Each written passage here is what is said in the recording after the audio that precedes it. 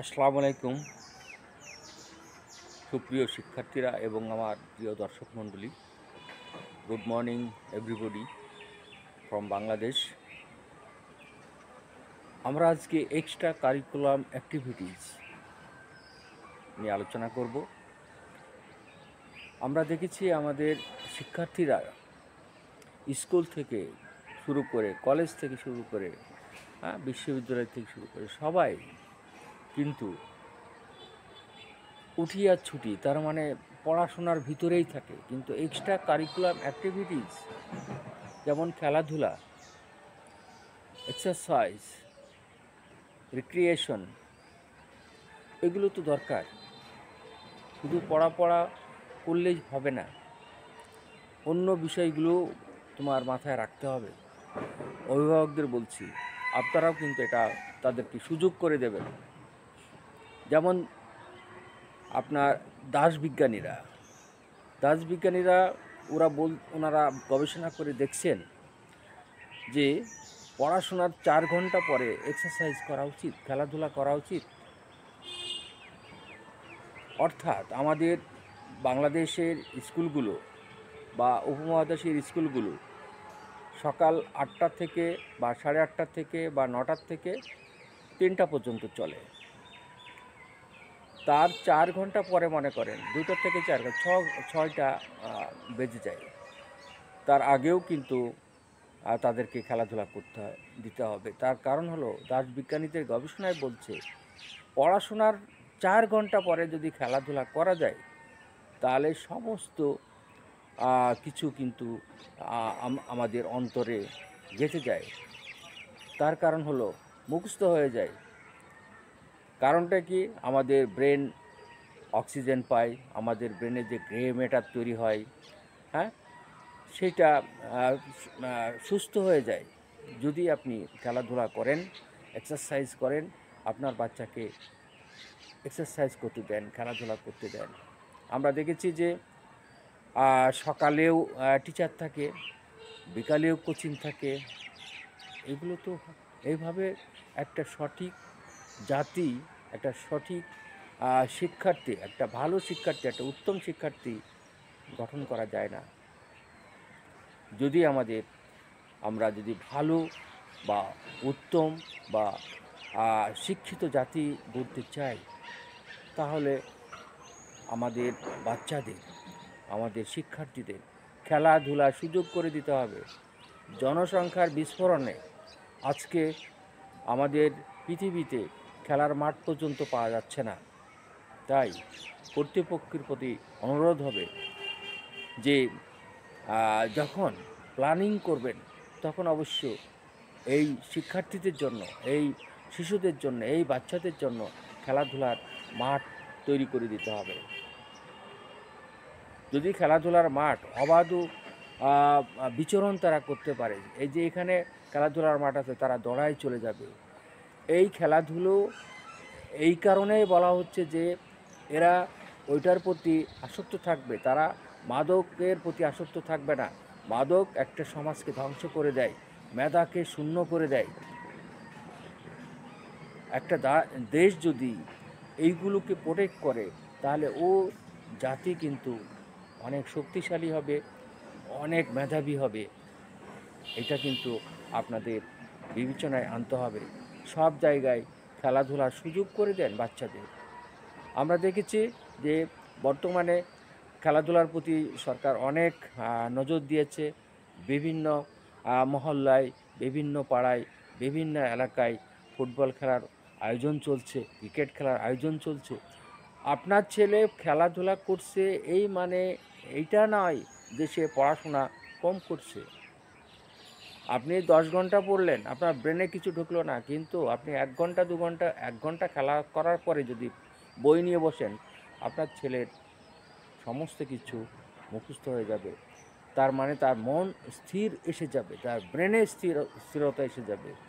বলা হচ্ছে যে stabilise mind can give you everything and everything within you. সব তোমার ভিতরে আছে। তোমার চিন্তা শক্তি কে বাড়াবে? মন তো বাড়াবে। আপনি মনকেই সঠিক পথে নিয়ে যাচ্ছেন না। খেলাধুলার মাধ্যমে কিন্তু মন স্টেবিলাইজ হয়। সেজন্যে আপনার সন্তানকে প্রতিদিন 1 ঘন্টা অন্তত, আধ ঘন্টা অন্তত খেলাধুলা করতে দিন। যদি সে কোনো টিমে চান্স নাও পায়, একা একা বা কারোর সাথে 2 জন 3 জনের সাথে আপনি ক্রিকেট খেলতে দিন, ফুটবল খেলতে দিন, হকি খেলতে দিন, হ্যাঁ? ইনডোর গেম এটাও কিন্তু ব্রেনকে শানিত করে। আপনি ক্যারাম খেলতেছেন, হ্যাঁ? আপনার সন্তানকে বলেন, আপনি একজন শিক্ষক তার শিক্ষার্থীকে বলেন, ক্যারামের যে গুটি দিয়ে তুমি হিট করছো, এটা বল প্রয়োগ করা হচ্ছে। তার মানে স্ট্রাইকার হলো বল প্রয়োগ করছে। সাইকেল আরোহী যারা আছে, সাইকেল চালায় যারা, তাদেরকে আমরা বলবো যে সাইকেলে যখন প্যাডেল তুমি করছো, এইটাও কিন্তু বিজ্ঞান শিখছো, একটা বল প্রয়োগ করছো। তার মানে প্রকৃতির সাথে সংযুক্ত না থাকলে, সম্পর্ক না থাকলে আপনি শিখতে পারবে না। বিশ্বজোড়া পাঠশালা মোর, সবার আমি ছাত্র। স্বামী বিবেকানন্দ একটা কথা বলেছিলেন যে এই প্রকৃতি বিরাট একটা লাইব্রেরি, এই প্রকৃতি বিরাট একটা লাইব্রেরি। সুতরাং প্রকৃতিকে যদি আমি ভালোবাসি এবং প্রকৃতির কোলে সবসময় যদি আমি থাকি, তাহলে আমি কিন্তু অনেক কিছু শিখতে পারবো। বইয়ের পড়া কয়টা আমরা দেখেছি, কোনো শিক্ষার্থী শুধু বইটাই পড়ে যায়, একই প্রশ্নের উত্তর বারবার পড়ে যাচ্ছে। লাভটা কী হচ্ছে? ভালো রেজাল্ট করা যাচ্ছে, দ্যাটস ওকে, কিন্তু তুমি কিন্তু পিছিয়ে পড়ে যাচ্ছ আন্তর্জাতিক প্রতিযোগিতায়। তার কারণ প্রতিনিয়ত তোমাকে নতুন নতুন বিষয় শিখতে হবে। কিন্তু আমরা তো শিখতেছি না। আমরা শুধু একটা প্রশ্ন মুখস্থ করে যাচ্ছে। আমাদের এই ব্যাপারে আমরা পরীক্ষা পদ্ধতি যে আছে, সিলেবাস যে আছে, এইগুলো পরিবর্তন করতে হবে। যে খেলাধুলা পাশাপাশি খেলাধুলা থাকবে, ক্যারাম খেলা থাকবে, লুডো খেলা থাকবে, হকি খেলা থাকবে, ভলিবল খেলা থাকবে, বাস্কেটবল খেলা থাকবে, সব খেলা থাকবে পড়াশোনার ফাঁকে ফাঁকে। আপনারা স্কুলগুলোতে প্রতিদিন অন্তত একটা খেলার ব্যবস্থা করা উচিত। কেন? আমাদের গ্রে ম্যাটার আমাদের ব্রেনে তৈরি হবে, অক্সিজেন সাপ্লাই হবে। এইটা অক্সিজেন যদি সাপ্লাই না হয়, তাহলে কেউ তো ভালো কাজ করতে পারবে না। কিন্তু আমরা সেটা করতেছি না। আমাদের রুটিনে যে প্রতিদিনের যে স্কুল, কলেজ, বিশ্ববিদ্যালয়ের যে রুটিনে, সেখানে বাধ্যতামূলক আমাদের এগুলো থাকা দরকার। যে খেলাধুলা আধ ঘন্টা 40 মিনিট প্রতিদিন শিক্ষার্থীদের খেলাধুলা করতে হবে। কিন্তু এই ব্যবস্থা নিতে হবে। খেলাধুলা করলে তাদের মনটা শুধু একদিকেই থাকে, খারাপ দিকে থাকে না। দেখবেন যারা খেলাধুলা না করে, তাদের মাথায় কিন্তু ভূত জাগে, ভূত জন্মায়, হ্যাঁ, খারাপ কাজ করতে তারা আসক্ত হয়। সুতরাং আমি বলবো যে খেলাধুলাকে প্রাধান্য দিতে হবে, পড়াশোনার সাথে সাথে খেলাধুলাকে প্রাধান্য দিতে হবে। আমরা জানি বই পড়তে হবে, প্রচুর বই পড়তে হবে। আমরা জানি যে রাশিয়ান যারা আছে, হ্যাঁ, রাশিয়ানরা প্রচুর বই পড়ে। রাস্তাঘাটে যেখানে দাঁড়ানো অবস্থায়, ট্রেনে যাচ্ছে, বাসে যাচ্ছে, সব জায়গায় বই পড়ে। কিন্তু আমাদের সমাজে বই পড়ার প্রচলন কমে যাচ্ছে। সুতরাং বইটাকেও পড়তে দিতে হবে। আমি শুধু বলবো যে খেলাধুলার পাশাপাশি সব সময় শিখতে পারে, নতুন নতুন জিনিস শিখতে হবে, প্রতিদিন নতুন নতুন জিনিস শিখতে হবে। কিন্তু আমরা আমাদের শিক্ষার্থীদের শুধু বলি ওঠ, শুধু বলি পড়, শুধু বলি পড়, শুধু বলি পড়। কেন পড়তে হবে সেটা তো বলি না ভাই। তোমাকে পড়ে ডাক্তার হতে হবে, ইঞ্জিনিয়ার হতে হবে, হ্যাঁ, সায়েন্টিস্ট হতে হবে, হ্যাঁ, ব্যবসায়ী হতে হবে। That's not a life at all. আপনি তো বলেন যে সে ভালো মানুষ হবে, সে পড়ে ভালো মানুষ হবে। ডাক্তার অনেক টাকা ইনকাম করছে, সে যদি তার রুগীকে ভালো করে সেবা না দেয়, কারো মুখে যদি হাসি না ফোটায়, তাহলে তো ডাক্তার হয়ে কী লাভ হলো? আমাদের এই নৈতিকতাগুলো আমাদের স্কুল লেভেল থেকে শেখাতে হবে। একজন শিক্ষক সমাজের বড় ভূমিকা পালন করতে পারে। কারণ হলো একজন শিক্ষক যদি তার ছাত্রকে আদর্শ শেখায়, ডিসিপ্লিন শেখায়, সৎ কথা বলতে শেখায়, নৈতিকতা শেখায়, তাহলে কিন্তু সে যখন কর্মক্ষেত্রে যাবে বা যে কোনো পর্যায়ে সমাজে থাকবে, সে চুরি করতে যাবে না, সে ডাকাতি করতে যাবে না, সে মারামারি করতে যাবে না। পুলিশের কাজটা কিন্তু সহজ হয়ে যায়। পুলিশের অত দায়িত্ববান হইতে হবে না, অন্য অন্য প্রতিষ্ঠানগুলো অত দায়িত্ববান হতে হবে না।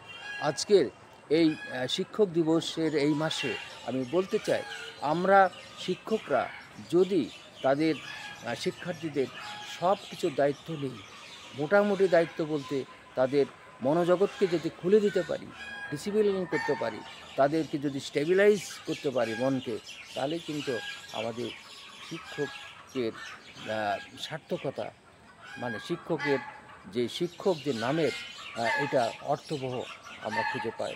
সুতরাং সবাইকে আমরা বলবো যে আপনার শিক্ষার্থীদের আপনার খেলাধুলায় করতে দেবেন, গান বাজনাও করতে দেবেন, ধর্মগ্রন্থ পাঠ করার সময় দেবেন। সবগুলো আমাদের পাঠ্যসূচির ভিতরে থাকবে। তাইওয়ানের যে ঘটনা, তাইওয়ানে কলেজ শিক্ষার্থীদের ধরে নেন, তারা কিন্তু মেডিটেশন চালু করেছে। তারা মেডিটেশন চালু করেছে কেন? একবার ভারতের একটা স্থানে দেখলাম শিক্ষার্থীরা অনেক খারাপের পথে যাচ্ছে করোনাকালীন সময়ে। তা সেখান থেকে আমেরিকার থেকে দালাই লামাকে নিয়ে আসা হলো। তিনি মোটিভেট করলেন শিক্ষার্থীদের। হো চে মিন, ভিয়েতনামের যে লিকলিকে মানুষটা সারা তার দেশের মানুষকে মোটিভেট করেছিলেন। হ্যাঁ, জাগতে হবে, মন তো আপনার আছে, হ্যাঁ, মন তো আপনার আছে, আপনার ব্রেন তো আপনার আছে, তাকে এক্সারসাইজ করতে হবে। আপনার পা চলছে না, ঠিক আছে, পার এক্সারসাইজ করতে হবে, তেমনি মনের এক্সারসাইজ করতে হবে। মনের এক্সারসাইজ হলো আপনার খেলাধুলা। আপনি খেলাধুলা তাদেরকে করতে দেন, ধর্মগ্রন্থ পাঠ করতে দেন, তাদের পাঠ্যসূচি পড়বে, পাঠ্যসূচির বাইরেও গিয়েও তাদের যদি পড়াশোনা করে তাহলেই তারা একটা আদর্শ পরিবার গড়তে পারবে, আদর্শ সমাজ গড়তে পারবে, আদর্শ দেশ করতে পারবে। সুতরাং সবাইকে আমি আজকে অনুরোধ করব, তাদের পড়ার ফাঁকে ফাঁকে প্রতিদিন অন্তত আধ ঘন্টা 40 মিনিট খেলাধুলার এই রুটিনটা পাঠ্যসূচিতে থাকবে। কিভাবে খেলাধুলার ব্যাপারে, কি খেলাধুলা করলে কি হয়, সেইগুলো কিন্তু থাকবে।